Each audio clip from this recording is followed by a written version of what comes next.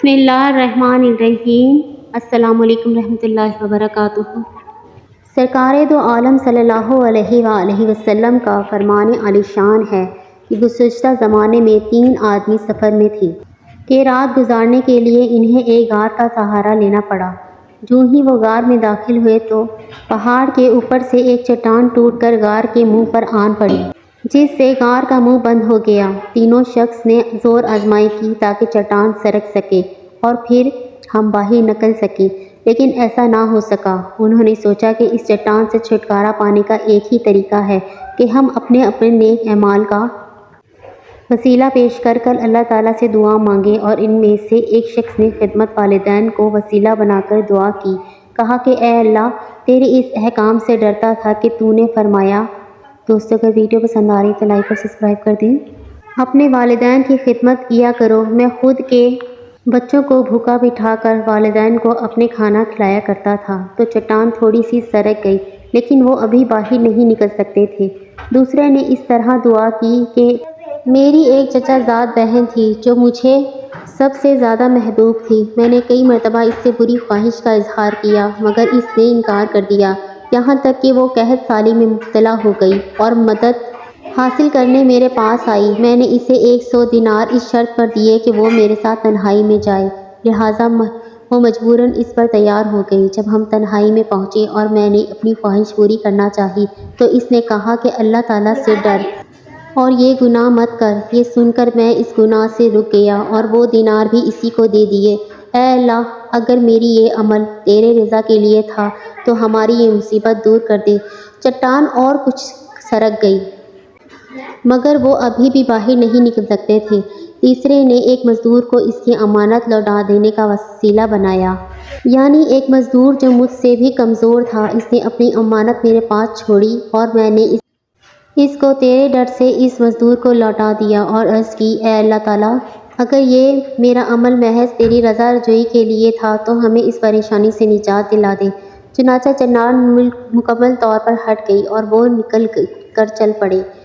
ایک حبشی نے سرکار دو عالم صلی اللہ علیہ وآلہ وسلم کی بارگاہ میں عرض کی، یا رسول اللہ صلی اللہ علیہ وآلہ وسلم، میرے گناہ بے شمار ہیں، کیا میری توبہ بارگاہ الہی میں قبول ہو سکتی ہے؟ آپ صلی اللہ علیہ وآلہ وسلم نے ارشاد فرمایا، کیوں نہیں؟ اس نے عرض کی، کیا وہ مجھے گناہ کرتے ہوئے دیکھتا ہے؟ ارشاد فرمایا، وہ سب کچھ دیکھتا رہا ہے۔ یہ سن کر حبشی نے ایک چیخ ماری اور زمین پر گرتے ہی جہاں بحق ہو گیا۔ امیر المومنین حضرت عثمان غنی رضی اللہ تعالیٰ عنہ جب کسی کی قبر پر تشریف لے جاتے تو اس قدر روتے کہ آپ کی داڑھی مبارک آنسوؤں سے تر ہو جاتی۔ آپ کی خدمت میں عرض کی گئی، جنت اور دوزخ کے تذکرے پر آپ اتنا نہیں روئے جتنا قبر پر روتے ہیں، تو ارشاد فرمایا کہ میں نے نبی کریم صلی اللہ علیہ وآلہ وسلم سے سنا ہے کہ قبر آخرت کی سب سے پہلی منزل ہے۔ اگر صاحب قبر نے اس سے نجات پا لی تو بعد میں قیامت کا معاملہ آسان ہے، اور اگر اس سے نجات نہ پائی تو بعد کا معاملہ بہت سخت ہے۔ پھر فرمایا، قبر کا منظر سب مناظر سے زیادہ ہولناک ہے۔ قبریں میں جو اوپر سے بظاہر ایک جیسی دکھائی دیتی ہیں، ضروری نہیں کہ ان کی اندرونی حالت بھی ایسی ہی ہو۔ پھر فرمایا کہ جب ہمیں موت آئے گی، جب ہم اپنے دفن کرنے والوں کو دیکھ رہے ہوں گے، ان کی باتیں سن رہے ہوں گے، ان سب کو پہچان رہے ہوں گے، ہماری قبر کھودی جا رہی ہوگی، تب ہمیں معلوم ہوگا، اور جب قبر بند کر کے مٹی ڈالی جا رہی ہوگی، یہ دردناک منظر بھی نظر آ رہا ہوگا، لیکن بول کچھ نہیں سکیں گے۔ دفن کرنے کے بعد ہمارے ناز اٹھانے والے رخصت ہو رہے ہوں گے، قبر میں ان کے قدموں کی چاپ سنائی دے رہی ہوگی، دل ڈوب رہا ہوگا، قبر کی وحشت اور گرمی کا سامنا ہوگا، اندھیرے اور تاریکی سے بھی دل گھبرا رہا ہوگا۔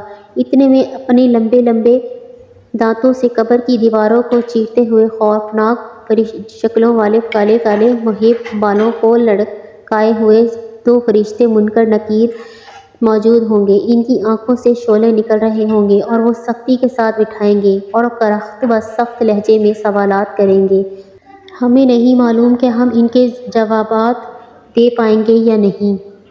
ایک مرتبہ حضرت سیدنا جبرائیل کو دیکھا کہ وہ رو رہے ہیں، تو آپ صلی اللہ علیہ وآلہ وسلم دریافت فرمایا، اے جبرائیل، اب تم کیوں رو رہے ہو، حالانکہ تم بلند مقام پر فائز ہو؟ انہوں نے عرض کی، میں کیوں نہ روؤں، میں نے رونے کا زیادہ حقدار ہوں۔ کہیں میں اللہ تعالیٰ کے علم میں اپنے موجود حال کے علاوہ کسی دوسرے حال میں نہ ہوں، اور میں نہیں جانتا کہ کہیں ابلیس کی طرح مجھ پر ابتلا نہ آ جائے کہ وہ بھی فرشتوں میں رہتا تھا، اور میں نہیں جانتا کہ مجھ پر کہیں ہاروت اور ماروت کی طرح آزمائش نہ آ جائے۔ یہ سن کر رسول اللہ صلی اللہ علیہ وآلہ وسلم بھی رونے لگے۔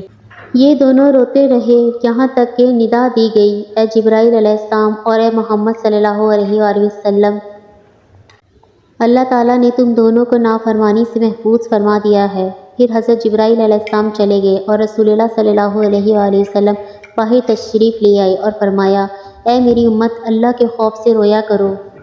راتوں کو اٹھ اٹھ کر اللہ کے خوف سے رونا تمہیں جہنم سے خلاصی دلائے گا، تمہارے دل نرم ہوں گے، اور یہی تمہاری آنسو تمہیں جہنم کی آگ سے بچا سکتے ہیں۔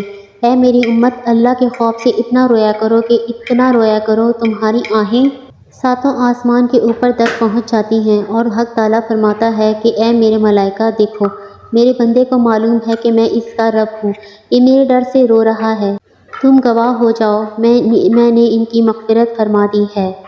دوستو، اگر ویڈیو پسند آ رہی ہے تو لائک اور سبسکرائب کر دیں پلیز۔